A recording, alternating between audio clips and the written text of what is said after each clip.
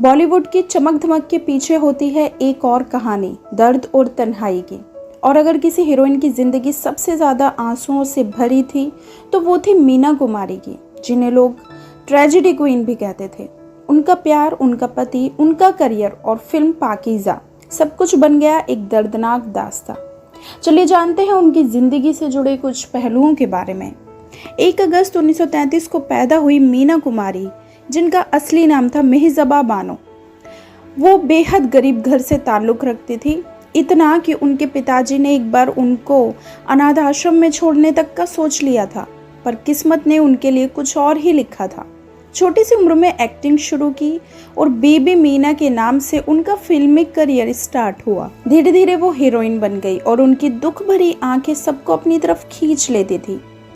Film तमाशा के set पर उनकी मुलाकात हुई राइटर डायरेक्टर कमल अमरोही से। कमल उनसे 15 साल बड़े थे और दोनों में चुपके से शादी कर ली, पर यह शादी खुशियों की नहीं थी। कमल अमरोही बहुत ज़्यादा पॉजेसिव और कंट्रोलिंग थे। उन्होंने मीना कुमारी पर अनेक रेस्ट्रिक्शंस लगा दी। सेट पर किसी भी एक्टर से बात करना उनके लिए अलाउ नहीं था। शाम के बाद शूटिंग बंद थी और उनकी पर्सनल फ्रीडम ख़त्म हो गई। धीरे धीरे उनकी शादी टूटने लगी और आखिरकार दोनों का तलाक हो ही गया। इस तलाक ने मीना कुमारी को तोड़ कर रख दिया। तलाक के बाद मीना कुमारी की तन्हाई और गहरी हो गई। उन्होंने शराब को अपना दोस्त बना लिया, रात रात भर विस्की, और धीरे धीरे उनका लीवर खत्म हो गया। डॉक्टर्स ने मना किया, पर वो तन्हाई के साए से नहीं लड़ पाई। उन्हें क्रोसिस ऑफ लिवर हो गया था। ये एक ऐसी बीमारी थी जिसमें आदमी धीरे धीरे अंदर ही अंदर गलता रहता है। इसी दर्द के बीच बनी थी फिल्म पाकीज़ा।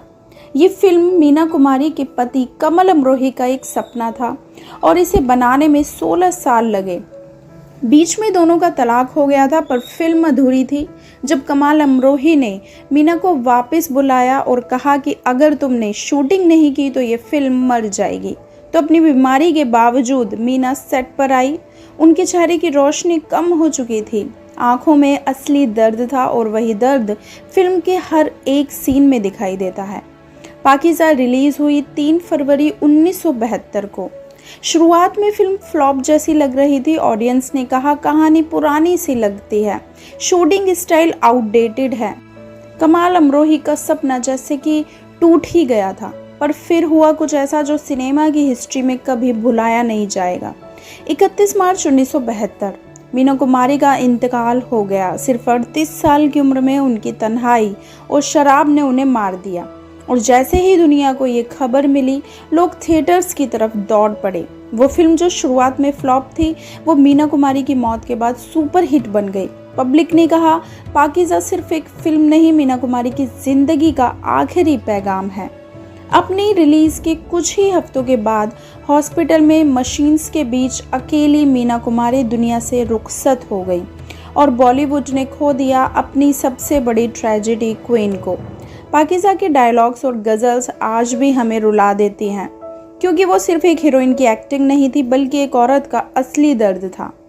मीना कुमारी की ज़िंदगी हमेशा एक सबक रहेगी कि शोबिज़ की चमक के पीछे कितना अंधेरा छुपा होता है। और शायद इसलिए पाकीज़ा आज भी इमोर्टल है, क्योंकि उसमें एक औरत की असली कहानी, असली आंसू और असली मोहब्बत की चिंगारी आज भी जलती है।